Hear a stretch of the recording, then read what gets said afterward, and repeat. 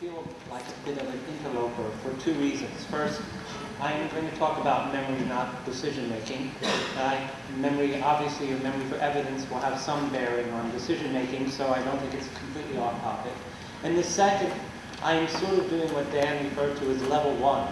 I'm a cognitive psychologist. I don't know a great deal about jury decision-making or juries in general, but I'm mainly interested in social aspects of remembering, and in particular how conversations affect and shape your memory. And what juries do and under deliberation seems to me is often a long, extended conversation in a very narrow topic. I recognize it's not a normal conversation, and I'll get back to that at the very end, but give me patience to at least let me tell you something about conversation and memory. We're going to have to figure out how to work this. Yes, I'm going to skip over this first two slides. And when I started to look about how juries think about memory what I realized was that courts are very, very suspicious of what I would call mnemonic technology. So we mentioned note-taking, for instance. Even today, at least since 2007, note-taking is not permitted in all courts systems, and courts do not always supply pencil and paper if they allow note-taking. Readbacks. The courts are not required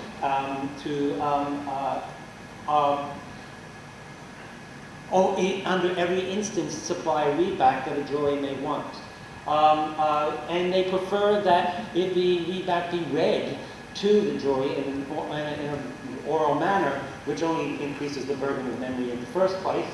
And they want the readbacks to be short, they don't want them to be long, and they are very reticent to give a written transcript because that will allow for some undue emphasis on selected passages. And in particular, in U.S. versus Montgomery, you have this very interesting instruction that a suggestion about instructions to the court and about memory and written transcripts. And it says, I want you to bear in mind that the testimony at trial is the evidence, not the transcripts. This transcript is not authoritative. If you remember something from what appears in this transcript, your collective recollection is controlling. In other words, the transcripts may not serve as a substitute for the collective memories of the jury or take the place of the assessment of the reliability of witness subject to usual rules. Also, as the court previously instructed you, you must weigh all the evidence in the case and not focus on one portion of the trial. Here, the notion is that you are supposed to trust your collective memory as opposed to what you see in the written transcript. Now, I assume that the court has come to this conclusion because they think if 12 people remember something in exactly the same way, it must be right, and the clerk must have made some sort of error. But the psychological evidence suggests otherwise, that collaborative remembering can actually distort memory in very specific ways, and that you will collectively come to selectively come to a distorted memory. Now, the literature on sort of collaborative remembering or conversational remembering falls into sort of two major issues. First is they look at exactly what people remember when they get together and they try to remember the past. That is what happens in the group recounting. And in the second part, they look at what the consequences are for that on subsequent individual memory. And if you think about a jury deliberation, you have things being remembered by the group which over this extended period of time may lead to an alternative representation that the individuals hold about what they heard during the evidence taking. Just very quickly, the group will remember more than an individual might, but the group does not remember the sum of all the individual memories. So the group is not the collective memory in the sense of the sum of all the individual memories. They remember less than each individual in sum can remember. There's an information sampling bias, so you tend to remember what everybody else already knows rather than what you know individually. There's audience tuning. If you know somebody doesn't want to hear something, you won't mention it. If you know that they want to hear it, you may mention it. And there's sort of a sharing of responsibility that transacts of memory in which some people will feel that they are more likely to sort of have to remember this than others. The key here is that when groups remember, they remember selectively. They do not remember everything that they are capable of remembering. And that's going to have a, I'm going to try to go relatively quickly because I'm behind. That's going to have implications for what you subsequently remember. If you think about the effect of this selective remembering on subsequent memory, because you're selectively remembering such things, obviously you're going to have a rehearsal effect. You're going to essentially increase your memory. Each member of the jury, if you like, will have a better memory for the things that are actually mentioned within the jury deliberation. There are sayings believing effects. This is by Tori Higgins and Gerald Eckerhoff, where basically the audience tuning that they don't look about this in the context of the jury. It's a very experimental sort of situation. But basically, what a speaker says to a listener reshapes their memory in a that's consistent with the way that they tune what they said to the listener's preferences. So audience tuning actually can change your memory. So not only do you have certain rehearsals, you will actually begin to remember it in a way that's consistent with the way you tuned it to the audience. There are social contagion effects. We've talked a lot about eyewitness testimony. It's very interesting to me that when Beth Loftus first did this work, she never talked about it in a social context. Never, the word social never appears, but really it's about a speaker reshaping the memory of a listener. What I want to talk about is that not only does selective memory present the possibility of imposing misleading information on other members of the group, not only does it allow you to rehearse some things, not only does it allow you to sort of remember things in the way that you tuned it, but it can also induce forgetting. That is, it can make it very hard for you to remember certain things that you heard previously, and it turns out that it's actually better if you never had the conversation in the first place than if you have a conversation remember selectively. And this is going to turn out to be true not only for the speaker, but also for the listener. So that both speaker and listener can end up forgetting exactly the same thing. So they end up with a collective memory not only that reinforce for what was said, but they have trouble accessing the things which they did not hear. Now this builds on work by Mike Anderson. This is as ecologically invalid as you can possibly get. During the study phase, you study word pairs, fruit, apple, fruit, orange, bird, robin, bird, swallow. Then you have a practice trial. This is going to be transformed into actual conversation in a second. But you have a practice phase where you practice selectively fruit, apple, by saying fruit, AP, and then you have to retrieve apple. And then you're tested, so you say all the fruits, say all the birds. And this is important because I'm going to use this vocabulary, and if you don't get this vocabulary, you might as well just go to sleep. For the items that you practiced, they're called RP+, for retrieval practice. For the items that you did not practice, but are related to the items that you practiced, they are called RP-. And for the items in which you are not related to the items that you practice, they're called NRP, for no retrieval practice. Now, if what's causing the forgetting is a simple decay model, that if you just don't hear it, it decays after a while, you would expect that you would forget RP- items as much as you would forget NRP items. That is not the case. What Mike Anderson shows, and there's at this point hundreds of experiments on this phenomenon, is that you're much more likely to forget the items that are related to what was said, that you retrieved, than if they were unrelated. Now, Anderson's experiment is a fairly typical psychology experiment, and it's about what an individual does and its effect on that individual's memory. But I said that I was interested in conversations. Does this extend to listening to someone? Now, if one of the things when you listen to someone is you concurrently retrieve. I hear somebody tell a story and that I know already about, and I retrieve along with them. I don't always have to retrieve. That concurrent covert retrieval is optional. Yes. That covert retrieval is optional. But in a jury, for instance, jury deliberation, you may want to really check the accuracy of what your fellow jurors say about the evidence. In that sense, you're going to concurrently retrieve. If I'm at a dinner party and my partner is telling a story, I might not really care if it's accurate or not. I might care if people laugh at anything. So there's different conversational goals, but I think accuracy is a conversational goal in jury deliberation.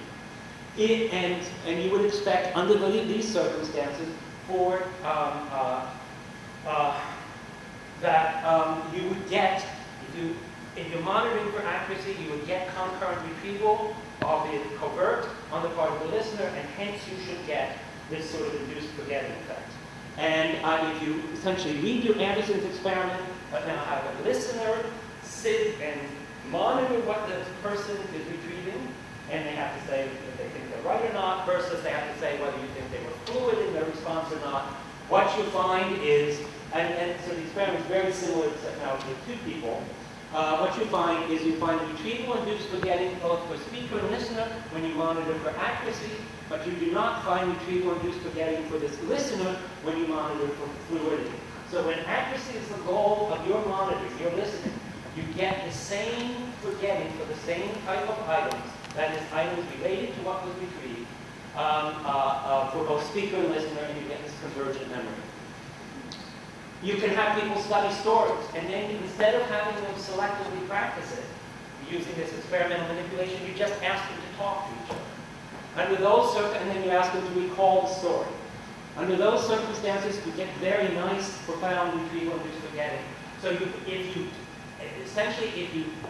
never had that conversation with someone, you would be less likely to forget information than having that conversation and selectively remembering it.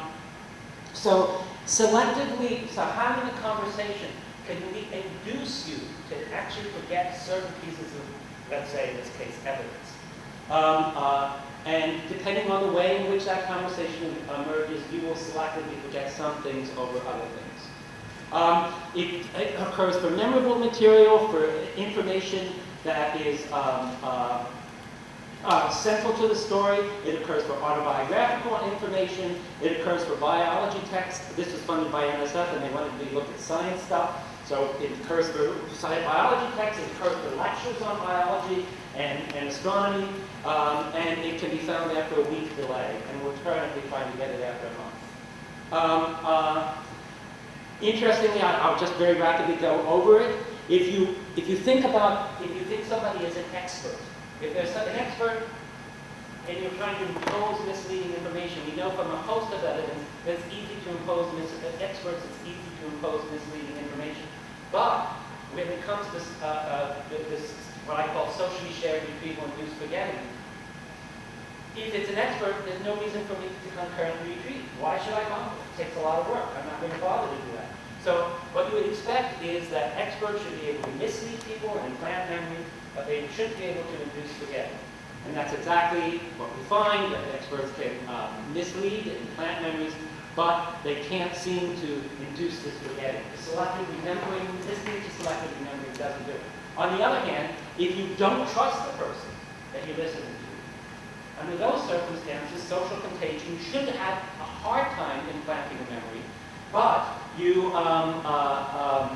should monitor for accuracy like crazy because you don't trust this person, and therefore you should get retrieval-induced, socially shared retrieval-induced forgetting. And that's exactly what you find. I don't know. I don't have that slide. But that's exactly what you find. So the bottom line here is that how a speaker talks to another juror. Well, now I recognize this is not within a jury. It may not hold for juries. I don't know. But this is, as I said, an example. Level one, it's a phenomenon. It would be interesting to sort of see if it actually occurs within jury setting. But I'll just assume that it does. How a speaker talks to another juror will affect memories for both speaker and listener. One jury can implant misleading information in other jurors. Jury deliberation can reinforce some memories while inducing forgetting for others. The effect leads to a shared representation of the past among this group. So that what the group slowly evolves is a representation of the past that reflects the conversation that occurred prior to that. And that includes just not reinforcing some evidence, but actually inducing forgetting for others. Thank you. This is all the people that helped, and these are all the people that paid for this.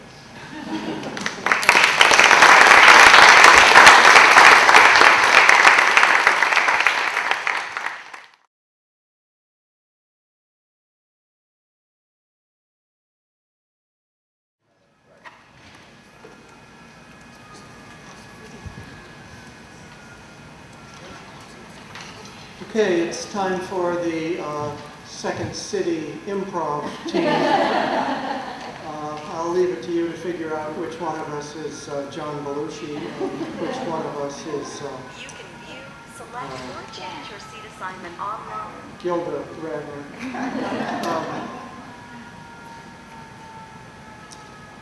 This conference is quite an experience for me for a number of reasons. About 20 years ago, I stopped going to almost all conferences. It wasn't for reasons you might imagine. I decided it was really important for me not to do extra traveling while my kids were at home. So last year, my last child left the house, and so I've wakened up and I'm coming to conferences again. And it is a bit of a Rip Van Winkle experience, 20 years of slumber. But it's a very positive experience, unlike Rip Van Winkle's. He was glad to wake up from the dream that he was actually having. I don't know where the control is. Let me start off. I'm going to try to move faster than my slides, and the slides were made up early this morning, and so they don't exactly match what people have talked about. Not their fault, partly mine. So a first summary remark is that I'm really inspired by Dan and Norbert and Rob McCoon, who's not here, and Ted Eisenberg's examples. I think there's a huge hole in research on jury decision-making because we don't have these huge, dense databases to work from. I was struck by Jen's talk. We know an incredible amount about people who are incarcerated. If we just focus on sentencing by judges, there's an incredible amount of quantitative information. And if you think about these popular behavioral economics books by people like Stephen Levitt and others, and you think of this sort of buzzword that we're in the age of big data and data mining, and Google and Facebook and all of these companies are creeping into our lives because of the incredible amounts of data they have about us. We need that for juries, and I hope agencies and individual researchers will promote the development of that. Why don't court systems have a dashboard where they record just the rudimentary details of the juries and the cases and the dispositions? I can't imagine what young people, like PhD students here, and especially from other fields that are even more into quantitative detective work, what they could come up with as at a minimum prima facie arguments for what's important and hypotheses about what's going on. What if we discover there's an anomalous but reliable high-hung jury rate for a certain type of case, or for juries composed in certain ways? I think it's Edie who pointed out, with these archival data sets, there's always problems with selection, but then the data analysts are more and more sophisticated about how to model and control for selection, and there's always problems for hidden variables. But again, your generation is an order of magnitude more sophisticated about how to do those correlational analyses. Second point, I'll talk a little, actually let me jump to point 3. It warms the cockles of my heart, of course, to wake up after 20 years and discover people still know what the story model is. And people are saying it's the go-to model. I think I heard the word elegant. I should just get off the stage and go have a drink. So I'll make some remarks, I'll try to keep them brief, about what I think story model research should look at. But again, I'll probably reserve most of that for conversations offline. And then finally, I want to say a few words about alternatives to the story model. Let me go through what the speakers suggested to me. I was confused by Dan Simon's presentation. I didn't quite get the title. I'm not sure what his concept of ecological validity is. I'm not sure it's any less valid than my kind of murky comprehension of that term. But I guess I thought the right talk for his title was against the study of deliberation, not against ecological validity. But let me just credit Dan with being, his tables were what really primed my enthusiasm for these archival, real jury outcome databases. A beautiful way of using that argument, and of course supported by other people. Lori's talk, of course I would love to just discuss it for several hours because it focused on the story model. There's good news and bad news about the story model. Good news is, I think, I'll just stipulate, and you can laugh quietly to yourselves, that it really is a valid description of a lot of what most jurors are doing in jury decision tasks in most cases. The bad news is it's a great framework, it's a useful vocabulary, there's a lot of truth in it, but it's going to be what you were looking for in the first place. So it was all preceded by labor-intensive, since we were using fairly rich cases, analyses of other subjects, think-alouds and ratings and memories. But we know what the story was we were looking for, and we designed sets of 12 or 16 what we called turning point questions. And a particular template or pattern of answers to those questions. Was he angry or afraid? Was he carrying a knife at time 1? Was he, did his friend join him before or after he went into the bar? A series of answers to those, yes, no, would type a juror as having one story in their head or another. And again, it was inconclusive. We ran out of NSF money. But what we wanted to do was look at the extent to which the template of answers to those questions was different at the start and the finish of jury decision-making or jury deliberation. I still think that's a really good route to go.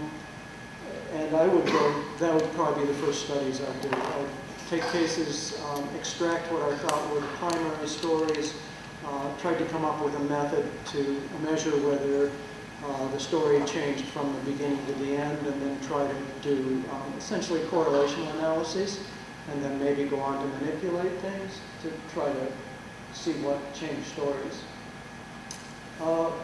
Let me jump to the third point. I really think it's a valuable goal of the research, not just for applied work, but for theoretical work, to try to come up with an analysis that allows you to figure out what the critical events are at trial for specific cases. Obviously, if you could do this, even if it was just a method, it would be enormously useful in consulting. But I think it would also be a really worthy goal for someone doing story model, theory-driven, more academic research. That is, how can you figure out what the issue is that in a way goes into that list of questions that make for turning points. And finally, I think it's important, I don't think every juror in every case, or all jurors in some, or many jurors in some cases, rely on stories as the mediator or the vehicle for their decision. So I think you have to have a clear idea of well-defined alternatives, and those will probably be easier to study.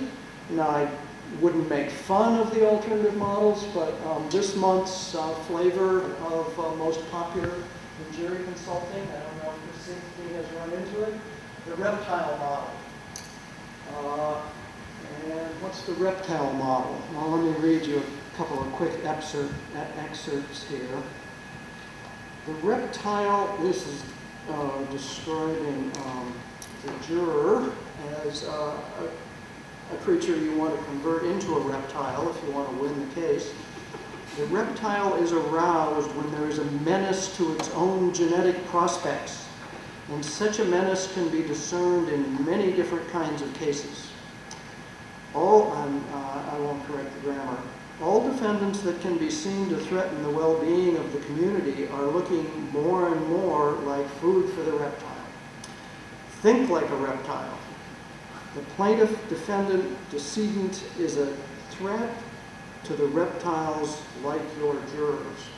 Anyway, obviously what this pitch is a notion that, I think it was Arthur Kessler introduced the notion of the reptile brain and the mammal brain. You're trying to get the juror to think at the limbic system level with emotional, somatic marker type responses, and then you can win your case. Well, I think that does sometimes happen. I think there are jurors who walk into the courtroom, glance at the defendant and say, he's gone. And so we should know how to tell, and that's why I called it a litmus test, when it's a story process and when it's not. And again, that's another challenge for story researchers. What is the signature operation you use to say whether it's a story-based decision or something else? Models Gone Wild. Let me ignore most of this slide. I haven't read the book, and I will now. And so I was rather confused by what the model was. I can say that all the models that I've developed are at least 18 years old. So they're over the age of consent. There's no problem if they go wild. They take their t-shirts off, get combined with other models. It's all okay. The trouble with analogies, I'll just make a one-line sort of piece of advice. You have to know what the vehicle is for the analogy. If it isn't well defined, the analogy is not going to work. And let me tell a story on myself. You can say, and many people had before Pennington and me, that, the jury decision is a story-based process. There was an excellent book a few years before ours by a sociologist named Feldman that developed the metaphor of jury decisions as stories, and there are dozens of trial tactic books written before 1989, whenever we started to sell our model, saying, tell stories, stories win cases, the best story wins, and so on. The problem is, what they didn't do was specify what they meant by a story, and that's what Pennington and I tried to do. We tried to rely on the cognitive psychology to research so that the vehicle for our metaphor, that the process is like reasoning through a story, was really well defined and concrete. And if you don't do that, you say it's a director's cut and your readers don't really know what a director's cut is precisely, you're going to confuse them. I really like the point that maybe making deliberation quality one of the key criteria and coming up with good ways to measure it should be an alternative way of evaluating performance. I think that's great. Juries remember, I actually was a little confused by the presentation, but that's because I read the sketchy slides. I think there's just a hugely important, as Bill developed it, I think very effectively, what are the effects of repetition on memory? I've been fascinated. In fact, let me really go back. My dissertation was on repetition effects as inhibitors of correct memory. And there's some studies, actually one of Robert Bjork's students was studying witness memory and did and inhibition, repetition, induced inhibition, induced inhibition effect study. This is just a pitch for PhD students. Here's a perfect subject for dissertation. Repetition effects on witnesses' memories, not juror memories, so I'm kind of riffing on Bill's talk. But what if a juror remembers an event that is schematic, like a 7-Eleven robbery or something, and then they're questioned about what they remember dozens of times? Let's keep it neutral so we could do an experiment on it. Which parts of the memory are strengthened by being questioned, and which parts drop out, and which parts are distorted? The key is you have a schematic event. So there's a narrative in the event, and as surely must happen, there are events that don't fit into the schema, there are events that contradict the schema, and then there are events that are central to the schema. We're going to repeat interrogation of the witness dozens of times, which is exactly what happens to witnesses. What's going to be left? How quickly are the exceptions going to be dropped out? How about just the neutral, irrelevant information? You can go on now, of course, and design, say, or you could design studies with the juror analog, where one jury believes one schema, one story, another, and then they argue with each other and tell their stories several times. Okay, so basically I just zipped through and riffed on the talks. I'm going to skip the stuff like the general remarks. So again, I'm really an advocate of databases, of real jury decisions, vastly neglected kind of data. And anything that NSF or policymakers can do, I think is great. We need to be clear if we're going for story days what the alternatives are, and we need to have operations to sort of identify which jurors are thinking the stories and which are doing something else. And then I have lots of advice about how to do story model research. Thanks very much.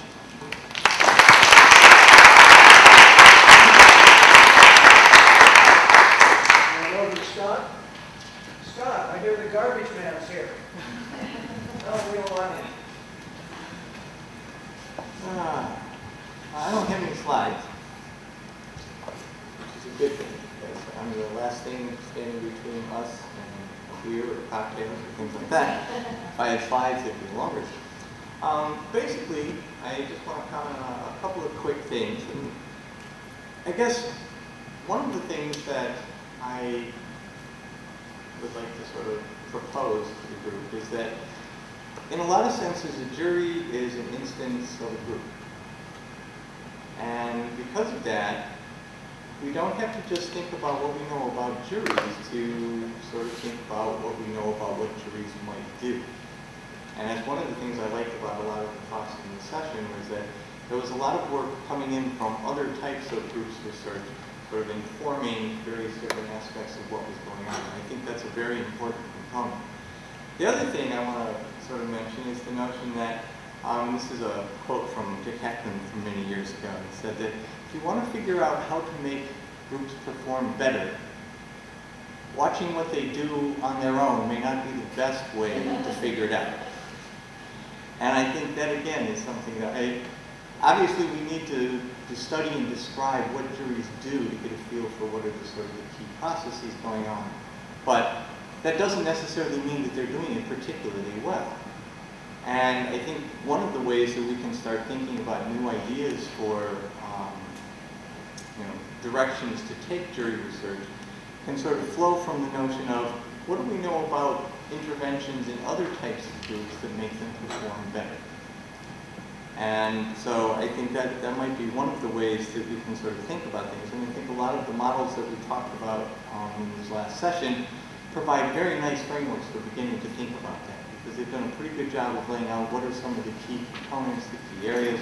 As Reed mentioned, if we can go through and figure out what those key turning points are, then we can start talking about what would be the best way for the group to handle those particular points or those particular parts of the schema or the story that they're working with. What are the key parts of the story they have to agree on before we're going to tell them that you're going to make a decision about this?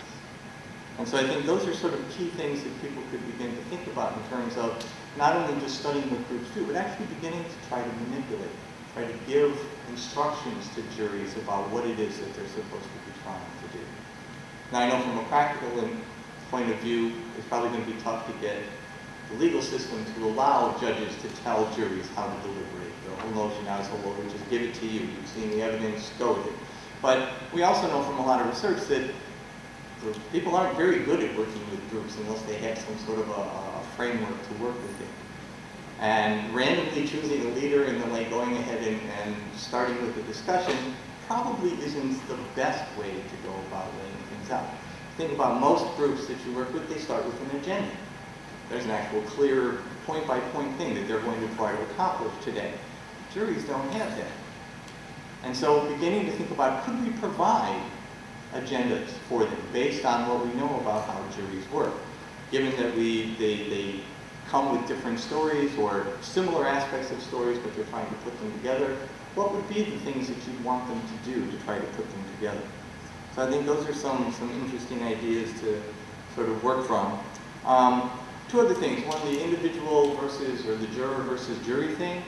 Again, from the group performance literature, if you don't have good individual group members in terms of performing a particular task, they're not going to be very good as a group. So any intervention that we can do at the individual level to help make individual jurors better decision makers is probably going to have a bigger effect on the overall performance of the jury than anything we're going to do with the actual jury interaction level. Getting people to evaluate the evidence better, to use the information that they have to come to better conclusions. Again, decision trees or ways to lay things out, even just giving them the judge's instructions so they don't have to try to remember them. It's just like, but so I think a lot of the interventions we could do could in fact be at the individual level, helping the individual jurors become better at what they're supposed to do first.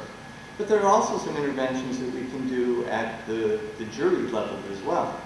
We know that groups tend to either become sort of verdict-driven or evidence-driven. And they don't differ that much from final outcomes most of the time. But when they are going to differ, probably it's the verdict-driven ones that are going to go wrong first. And again, this is just based on a lot of the work where, like, if you allow people to reach consensus before they've actually discussed all the information, and if there's information out there that could change people's minds, they're going to miss the best alternative out there under those circumstances. So if there's any way that you could intervene in a jury, telling them that the first thing you're supposed to do is get all of the evidence out on the table, or get various, think about what are the key important things you have to decide, and let's get all of the evidence out there and discussed before anyone starts talking about what their verdict choice is. It won't make a difference in a lot of cases, but in those few cases where it could, it might be a good thing to look for. I think the group memory stuff is a great place to look for things like this, because I think, again, just some of the work that Norb's done on, why wouldn't you want people talking to each other before they actually start deliberating?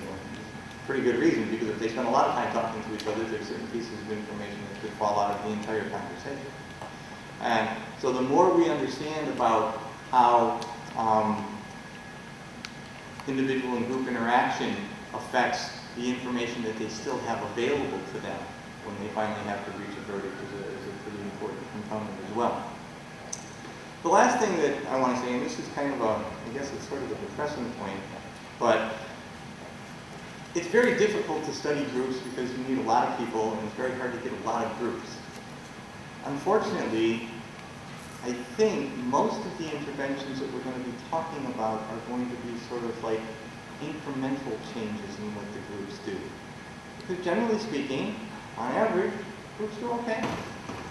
You put 12 people in a room and ask them to make a decision, and assuming there aren't any consistent biases, so they're all viewing something in a very different way than they should be, or you've asked them to do a task that they don't have the cognitive, abilities to perform, most of the time, they're probably going to come up with the right response. The majority, more often than not, is going to be correct. the minority members will be convinced that their positions are not viable, and the group will converge on what it is that they're supposed to be doing. So a lot of the changes we're going to make are going to be relatively small. They're good. I think the research is very valuable, and we should be trying to make juries better. We should try to make them as good as they can possibly be. But it's going to be hard to find statistically significant effects doing this, studying juries, because they don't have that much room to move up. They have some. And so I think it'd be really good to when you're looking at particular trials to use, to look for those types of trials where they're most likely to screw up. And then figure out, and then try to test to see if your interventions can actually have some impact. Because otherwise the effects are going to be small, and almost undoubtedly group studies are underpowered. Unless you have like tons and tons of money and just tons of time to put these studies together, they're going to end up with fewer data points than you really need to find statistically significant weak effects. And these are going to be relatively weak effects in a lot of cases. And then after that, I think we should basically start studying the reptile model, because it has a neat name, and we could get some fMRIs and look at the reptile part of the brain, and this would be a lot of fun. But anyways, thank you very much.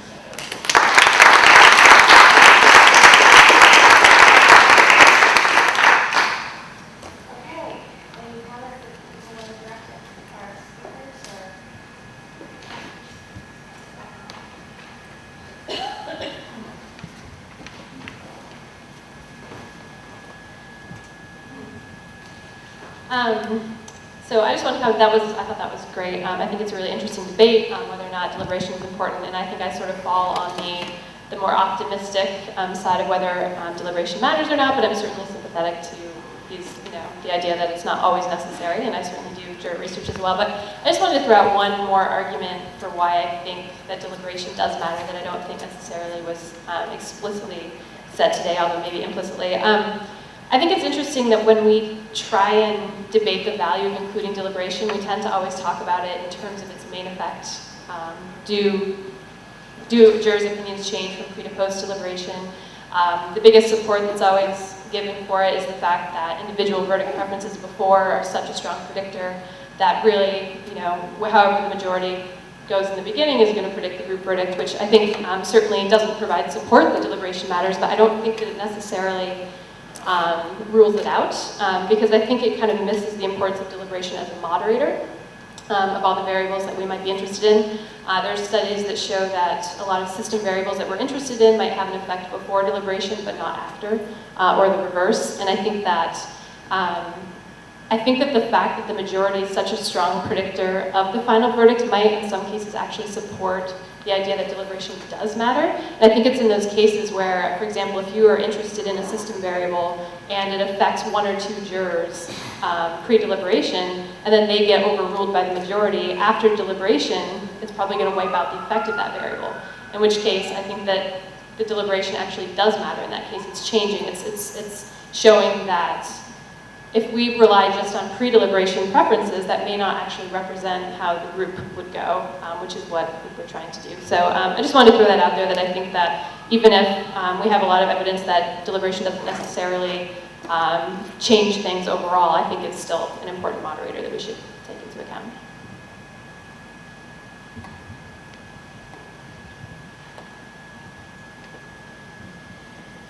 Scott Tyndale's presentation reminded me that there's a huge group of questions that would be great for student research, and that has to do with jury questions, interrogatories that are very common in civil cases, especially complicated civil cases.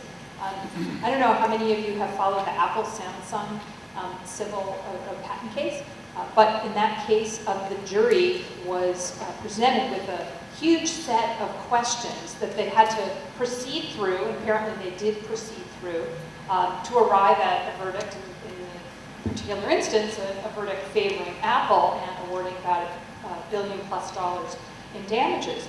But the questions were apparently confusing enough that after the verdict was announced in court, the attorneys and judge identified some problems, some errors that the jurors had clearly made in transferring what they thought were their verdicts to the damage award portions of this whole complex set of questions.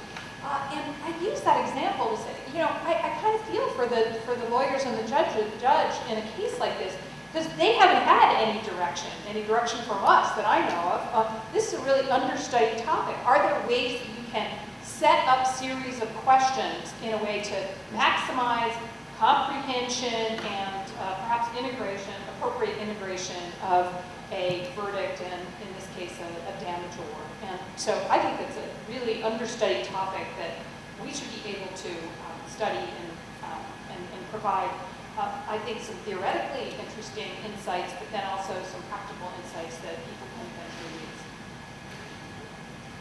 So that's why they think they're juries.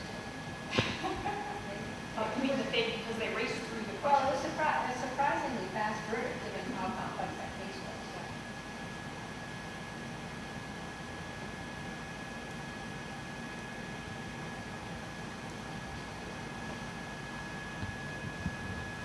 A little bit of a different vein. I was really excited by a lot of the talks that were in this session, in part because I felt like it had some potential to go back to something I was talking about earlier at getting at the issue of kind of subject effects and some of the mechanisms by which juror characteristics may affect deliberations and juror verdicts. And I thought that both Laura and what Dennis were saying in terms of creation of individual juror stories that have to be reconciled into a group story or story sampling really tie in nicely with this idea of juror background, and Dennis in particular explicitly referenced this. So the extent to which jurors from different backgrounds have different experiences, have different views on the police, on the system, etc., they're likely to create different stories. And if you think about some of the data that are out there in terms of diverse juries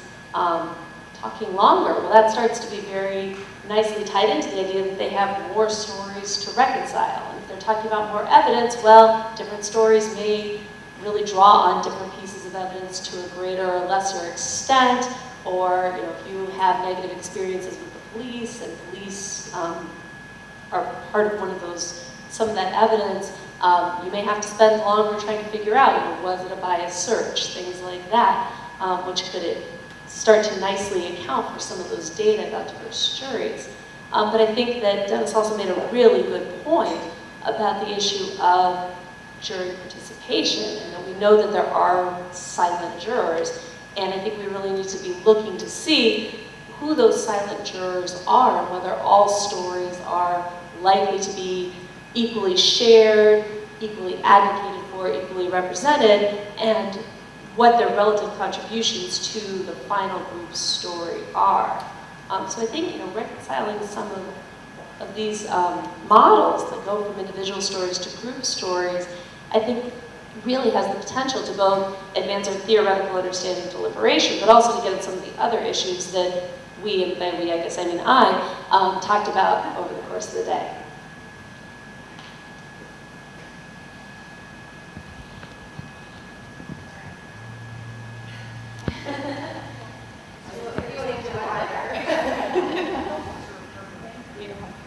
That's a great point, Jen. I wanted to follow up on that, and also what Reed was saying about needing data. Because as a sociologist who studies the jury, the deliberation, sort of the interaction in the jury room is where it starts for me. I'm interested in that as a sociological question about what happens when a diverse group comes together and how does this interaction play out. And so in relation to the point about needing data, one of the things that I've seen in my work with Valerie is that we're seeing some contextual effects in the way the interaction may play out. So it's not only that you need multiple juries, maybe within a particular area, but you need to look across different cities, across maybe urban versus rural contexts, and see how maybe different sociocultural backgrounds, different individual juror characteristics might play different roles in those different settings. So these are very difficult questions to address without sort of large-scale data, data that enable us to look at patterns in different verdicts across different places, and so on. So, a plea for data. Just also in reference to that, obviously I tend to think of things in a very micro level, but I talked a little bit about the audience tuning and the saying is believing effect.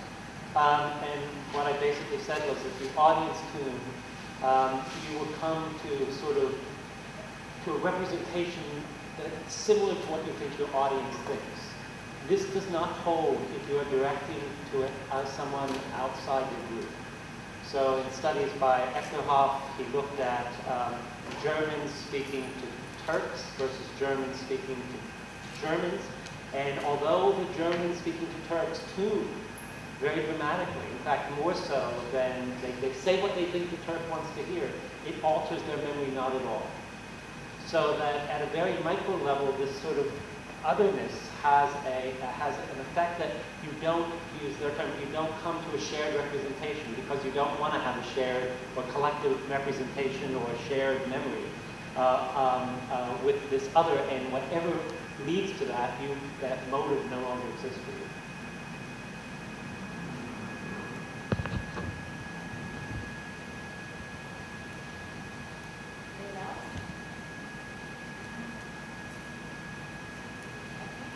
Oh, we have So you have to maximize the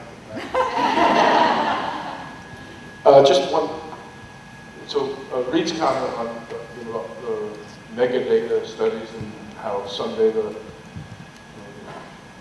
court systems will have each guy's recorded, and each vote recorded, all that stuff, every jury, or the characters of the jury. I don't think we're moving there very quickly. I think the reason is the people in charge of the sort of court-related data are, their job is to manage the flow of cases, and so they care about when a case is filed, how long it takes, when it terminates, and when it gets off the judge's docket. They care about nothing else. They don't care about who wins. They don't care about the amount awarded, and they record, often inaccurately, the amount awarded. In the federal database, it was implemented in years when computer space mattered. They only allow 4 digits. So the maximum award that can be recorded still is 9999, and that should stand for $9,999,000. It should be in thousands. But the clerks use the data as a missing value, 9999, or as $9,999. And so when you go and validate the federal court amount data, I think the medians are reasonable, the means are completely wrong, and there's absolutely no incentive for the people in charge of the data to make it better, because all they care about, their data on when it's filed and when it's gotten rid of, and what judge has it, are really good. Nothing else in the system that they really care about. And it's not that they're evil, that's not their job. They're not, I think you need to have a resident researcher or staff in every court in order to get the data we'd be hoping for, because they'd all have to retool their systems completely. I mean, personal experience on the National Center for State Court Committee, Court Statistics Project Committee, we can't get the states to code the type of case being filed.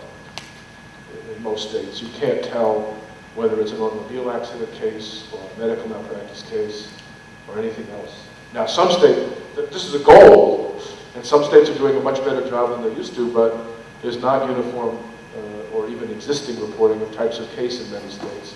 So think of getting down to the juror level and getting all this micro data. It would be wonderful, and it should happen, but it would be very expensive, and I don't think the incentives of the people who run the court systems have any, push them in the slightest direction to assist laser research.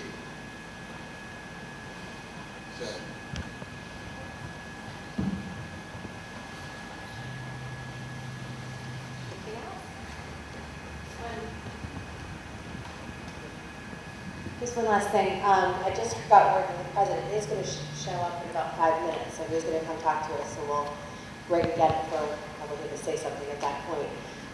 But this has been a great day, I think. I can't thank you enough for your contributions today. I at least have one new grant proposal idea over there, which means it was a good day for me. It's always been a good day for me. But we've got wine, we have soft drinks, there's food that's arriving outside, so I hope you stay for a little bit. We'll have a reception here.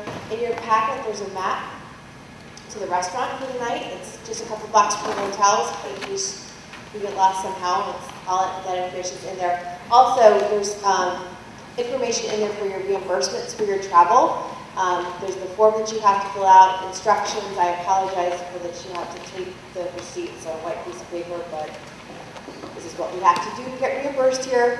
So it gives you all the instructions on that. It also gives you an addressed envelope to the assistant who will be helping me take care of that. So all the information should be there for you. If you have any issues with filling out, let me know. I'll help. Apparently I'm quite good at it. I'm the model faculty member for filling out these reimbursement forms apparently. So I am. No, in fact, the list of instructions I gave to her, I gave it to the admin and said, is this what they're supposed to do? And she says, can I have a copy of this so I can give this to faculty? Because this is exactly what you're supposed to do. But apparently nobody does it but me. Anyway, that should get you all set. We'll process those as quickly as you can afterward. Just want to get that information out while I'm thinking about it. And in the meantime, have some drinks, have some food, continue our conversations. And 10 o'clock tomorrow morning is the start of the last panel, but we'll have breakfast here for you at your event. So 9:30 is when it starts? I apologize, 9:30 is when it starts. Yes, and I would have been late. I would have been early because I would have been here for breakfast. But we'll see you tomorrow morning, and I hope to see you there tonight. Thanks. And thank you all for coming, and Margaret's told me it's been a very productive day. The predictable things have happened, which is that there's consensus, there's no consensus on the outstanding issues, and the methodologist loves to debate methodology. So I just wanted to welcome you to the college, and what do you think of the view? I wish the day were better, but you get a sense of what it's like, and people pay really good money for apartments with a view like this. So enjoy it, but just, and I gather you're working again tomorrow? Yes, So keep up the good work. It's wonderful to have all of you here.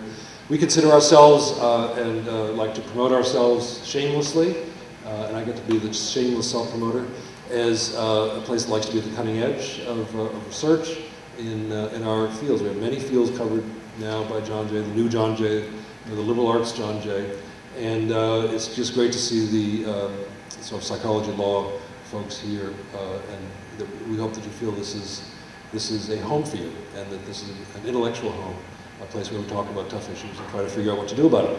So in that spirit, I'm going to go get a drink. So.